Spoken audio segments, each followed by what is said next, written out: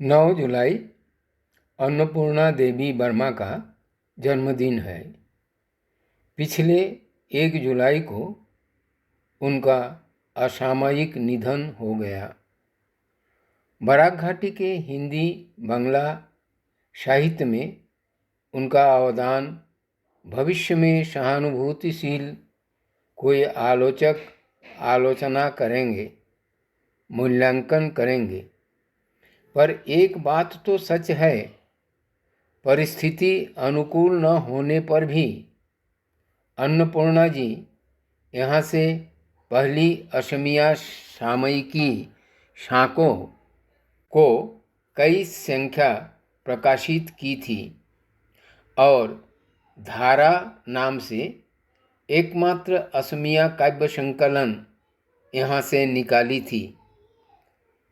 वह एक साथ तीनों भाषा में कविता कहानी लिखती थी।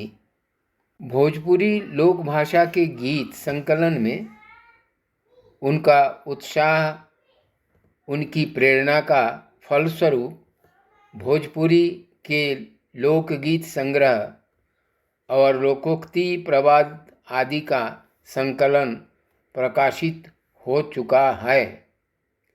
अभी भी लोकगीतों का एक संग्रह पांडुलिपि आकार में है। यहाँ के अनेक सांस्कृतिक और साहित्यिक अनुष्ठानों में अन्नपूर्णा जी सहभागी के रूप में रहती थी। एक निष्ठावान शिक्षक, एक कर्तव्यपरायण गृहिणी, एक सहानुभूति संपन्ना कोमल नागरिक, एक अतिथि परायणा, एक स्नेहशीला माता थी अन्नपूर्णा जी। आज उनकी कुछ बांग्ला कविता का पाठ यहाँ के कुछ कवि और उनके अनुरागी लोगों ने किया है और उनके बारे में 2-4 बातें बताई है। हम लोग उनकी हिंदी भाषा की कुछ कविताएं यहाँ प्रस्तुत कर रहे हैं। बालार्क प्रकाशन की ओर से उनकी आत्मा की शांति हेतु जगदीश्वर से प्रार्थना करते हैं, वे जहाँ रहे सुखी रहे। ओम शांति शांति शांति। नमस्कार। आज श्रीमती अन्नपूर्णा वर्मा जी का जन्म दिवस है। आज वो हमारे बीच नहीं हैं, फिर भी उन्हें श्रद्धांजलि स्वरूप में उनकी एक कविता का पाठ करूँगी। कविता का शीर्षक है दीपावली आई। दीपावली आई, दीपावली आई, कोरोना भगाई, लोगों के मन से दहशत दूर जाई, लोगों के मन से दहशत दूर जाई। घर घर दिया बत्ती जलेगी, उनमें कोरोना की आहुति होगी, उनमें कोरोना की आहुति होगी। खुशी की लहर दौड़ेगी, उत्साह बढ़ेगा, कोरोना के छाती पर मूंग दरेंगे, ओझा बन भूत भगाएंगे, ओझा बन भूत भगाएंगे। दीपावली आई, खुशियों की लहर फैलाई, अंधियारी दूर भगाई, दीपावली आई। नमस्कार। आज श्रीमती अन्नपूर्णा देवी वर्मा जी का जन्मदिन है और मैं आज उनके जन्मदिन के अवसर पर उन्हीं की कविता से भावपूर्ण श्रद्धांजलि अर्पित करने की कोशिश कर रही हूँ। कविता का नाम है इतिहास की बातें। कुछ छाया रेंगती रह गई, स्मृति का चलता झुंड सा, सालों गुजर गए, आंखें जैसे पथरा गई। आज की वास्तविकता कल स्मृति बन जाएगी, एक दूसरे के साथ जैसे असंपूर्ण, एक ही मुद्रा के दो पीठ, आवाज़हीन शब्द फिर भीतर ही भीतर रेखांकित होते ही इतिहास पा जाता अपनी भी। धन्यवाद। मैं चंदा वर्मा आज मैं स्वर्गीय अन्नपूर्णा देवी जी की जन्मदिन के उपलक्ष्य पे उन्हीं की स्वरचित कविता पाठ कर रही हूँ, जिसका शीर्षक है बसंत आया। पलाश सेमर मदार नहार, खिले हैं हरी भरी है प्रकृति। चारों तरफ नवीन किशलय, नई हरियाली जनमना रही, खुशहाल है प्रकृति। कोयल की कूक और मोर का कीका, चिड़ियों की चहचहाहट से चमक रही है प्रकृति। झरझर झरना कलकल नदियाँ, मंद मंद हवा का सुख स्पर्श ले रही प्रकृति। रंग बिरंग के विविध धर्म कुसुम से स्वज धज अगुवाई कर रही पृथ्वी तुम्हें प्रकृति। आया बसंत आनंद मगन हुई प्रकृति। वृक्षों का मरमर मंद मंद हवा की झोंकों से सिहरित हो रही प्रकृति। रंग बिरंग विविध कुसुम तितलियां उड़ उड़ उन पर बैठती। बसंत आया खिल उठी है प्रकृति। धन्यवाद। नमस्कार, मैं सीमा स्वर्णकार। आज मैं अन्नपूर्णा देवी वर्मा जी की लिखी कविता पढ़ रही हूँ। अकेलापन। अकेलापन।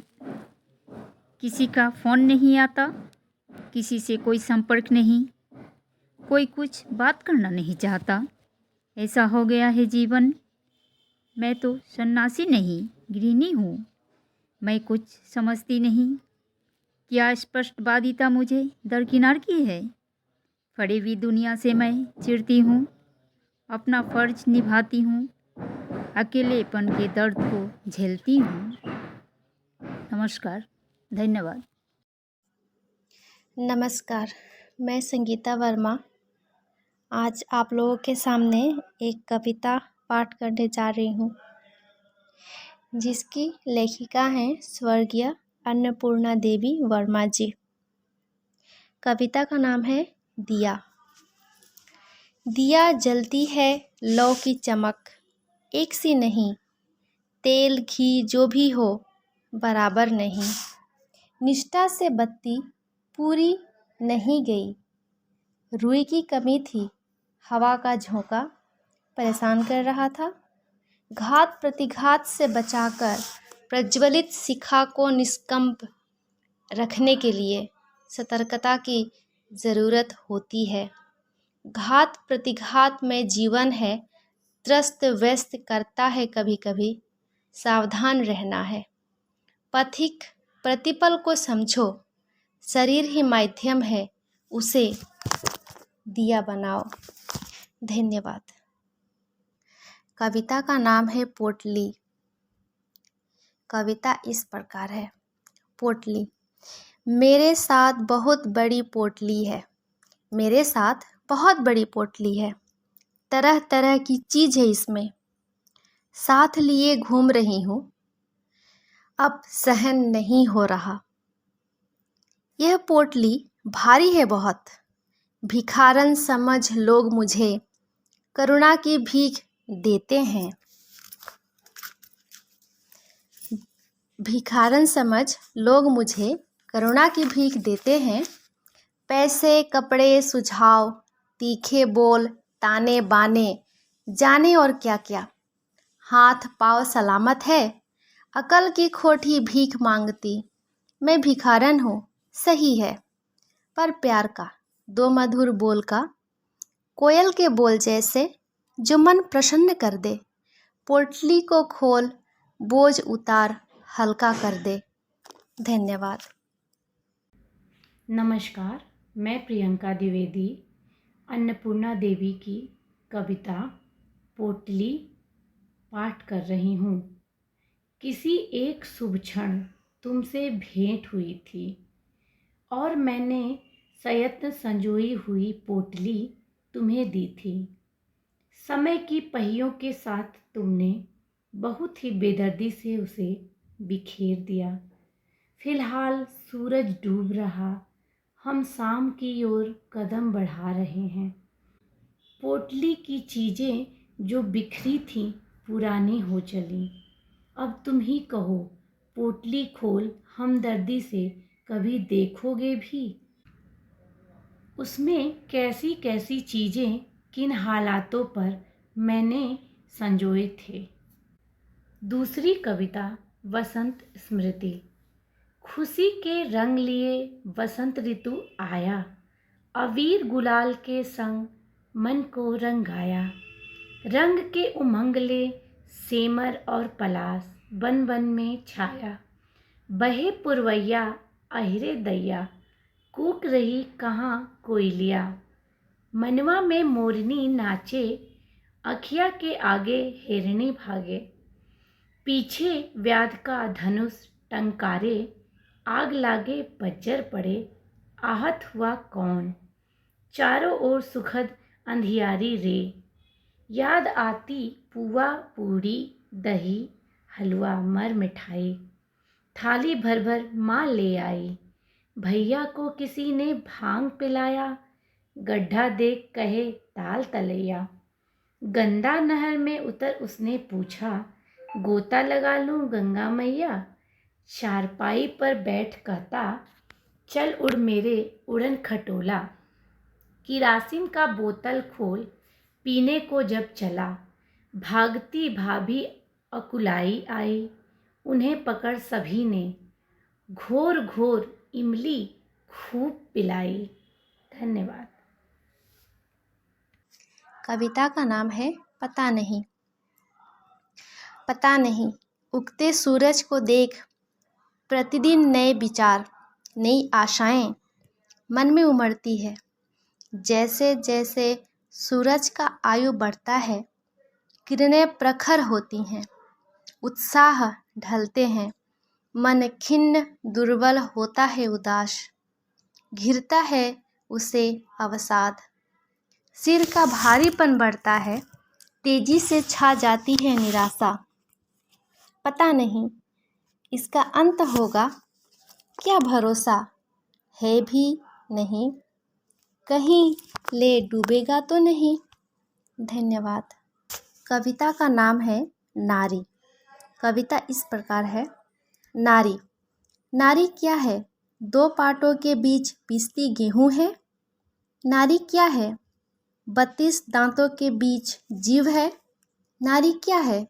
पत्ते और कांटों के बीच खिलती गुलाब है। रानी लक्ष्मीबाई और सती जयमती नारी की पहचान है। कभी दुर्गा और कभी काली, रूप धारण करने वाली नारी ही तो होती है। पर आज भी नारी पाँव की जूती समझी जाती है। नारी कुछ खो देती है अपनी पहचान से पहले, भ्रम के सरोवर में तैरने लगती है। असलियत से दूर हटकर करुणा और ममता से खेलने की चीज़ बन जाती है। धन्यवाद। नमस्कार। 9 जुलाई माँ का जन्मदिन। जन्मदिन के उपलक्ष्य में माँ की लिखी युवा शक्ति पर कुछ बातें पाठ करने जा रही हूँ। मैं वंदना वर्मा। आज के युवा कल का भविष्य है। अगर उनके कदम डगमगाए तो समाज, जीवन डाबाडोल में पड़ जाएगा। जीवन के जिस अध्याय में बहुत सारी आकांक्षाओं को लेकर उन्हें खुद को चुनौतियों का मुकाबला करना है, उस समय वे अगर गलत राह पकड़ लेंगे तो लक्ष्य अछूता रह जाएगा, पुरुषार्थ प्रदर्शन नहीं कर पाएंगे, सद्गुणों का विकास नहीं हो पाएगा।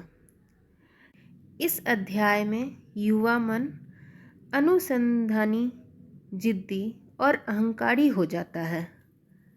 आत्मविश्वास और अहंकार के अंतर वे समझ नहीं पाते या समझना नहीं चाहते, इसलिए उनके आचरण दुखदाई होते हैं, खास करके माता पिता और गुरुजनों को। ये युग मोबाइल का है। यह छोटी सी अनोखी चीज़ से भला बुरा दोनों उपलब्ध होते हैं। इसका सकारात्मक उपयोग ज्ञान अर्जन का सहायक होता है, जो उन्हें अपने अभिष्ट लक्ष्य तक पहुंचाने में मदद करेगा, जिससे युवा समाज और जाति का मुख उज्जवल कर सकेगा। अपनी योग्यता को मर्यादापूर्ण स्थिति में पहुंचाना हर युवक का प्राथमिक उद्देश्य होना चाहिए। खुद को प्रतिष्ठित करने पर अपने आप राह खुलते जाएंगे और उनका संस्कार और आचरण से वे दूसरों को सम्मोहित कर आदर्श स्थापन कर चमकेंगे। युवा शक्ति को प्रलोभित कर, प्रताड़ित कर उन्हें विपथगामी करते हैं या अमानविक कामों के लिए गलत चतुर व्यक्ति उन्हें ललकारते हैं। इस तरह की अपशक्ति के विरुद्ध संवेदनशील व्यक्ति को आगे बढ़कर आना चाहिए। शुभ शक्ति का विकास करना सहज नहीं, आसान नहीं। सदा सतर्क रहकर, सचेत रहकर प्रयास में लगे रहना होगा। धन्यवाद।